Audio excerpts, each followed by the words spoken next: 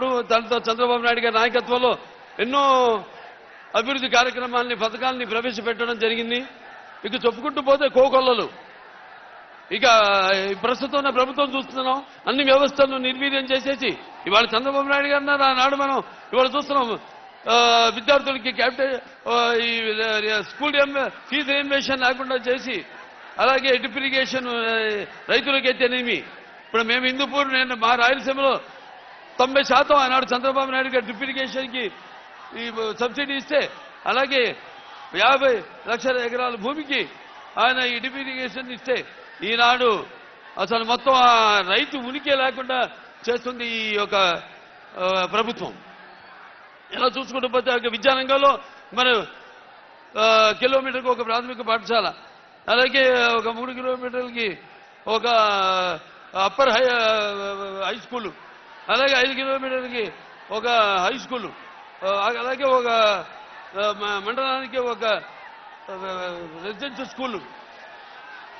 ఇలా చూసుకుంటూ పోతే అలాగే ఒక డివిజన్కి ఒక ఇంజనీరింగ్ కాలేజు, అలాగే ఒక మండలానికి, అలాగే ఒక జిల్లాకి ఒక మెడికల్ కాలేజు, ఇలా ఎన్నెన్నో ఇంజనీరింగ్ కాలేజీలను, మెడికల్ కాలేజీలను ఇవ్వడం జరిగింది. అందరికీ వాళ్ళు చదువుకునే ఒక వెసులుబాటును కలిగించడం జరిగింది పేదవాళ్ళకు కూడా. అటువంటి వాళ్ళు మనం చూస్తున్నాం.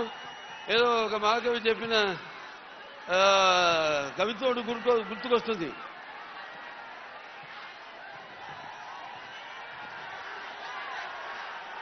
అదే మన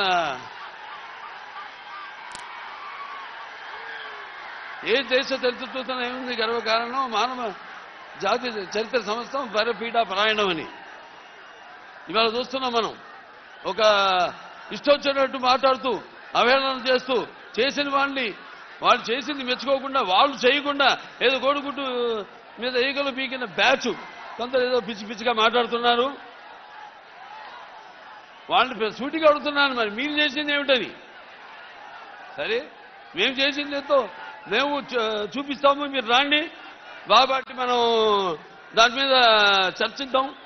మీరు అన్నట్టు వాళ్ళు రారు, కానీ ఇష్టం వచ్చినట్టు వాళ్ళు ఏదో అక్కడ అధికార పీఠం మీద కూర్చుని ఏదో వాళ్ళు ప్రగల్భాలు లేనిపోయి ఇవన్నీ గొప్పలు చెప్పుకుంటూ, అలాగే ఈ యొక్క ఏదైతే నాటు బ్రిటిష్